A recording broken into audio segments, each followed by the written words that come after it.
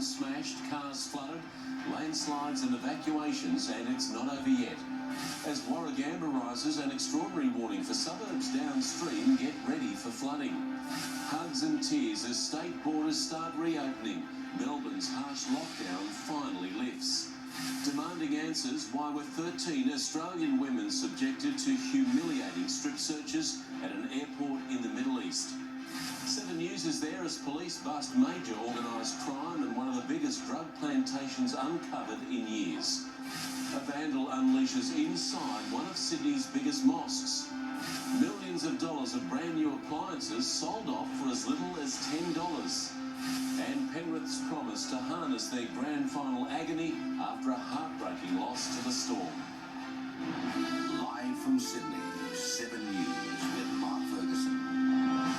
Good evening. Drivers pulled from floodwaters, trees ripped from the ground, flattening homes and cars. Sydney and the Central Coast have been smashed by torrential rain and wild winds, and with more than 800 calls for help to the SES, the wet weather isn't over yet. As the rain came down and waters rose, car after car still took the chance. Some managed to get across the flooded roadways, but many didn't, becoming stuck.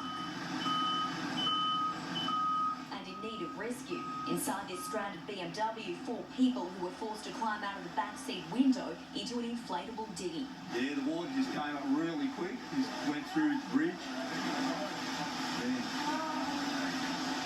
Anyway, as long as everyone's okay. But it could have turned out very differently. Driving through floodwaters just is not worth the risk.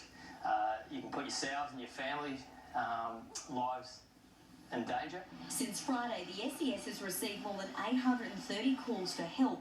Flooding not the only problem. Strong winds brought trees crashing down. We're very lucky that nobody was hurt, and that's the main thing so far as I'm concerned. The rest of it can all be fixed up. That may not be the case for Julie Mather's car. She knew last night's weather was wild, but she didn't expect this. It's absolutely crazy out here, and then you sort of see this morning, and you're like, oh crikey, what am I going to do? The Central Coast has copped the brunt of the rain with 150 millimetres falling in Gosford since early yesterday. Sydney's north has also been saturated. Sinai's recording 107 millimetres. Much drier but still wet out west. 41 mils in Penrith and 52 mils in the city. It is quite heavy rainfall for this time of year. Getting to the city this morning was no easy feat. It was such a rough ride on the water, some ferry services had to be cancelled.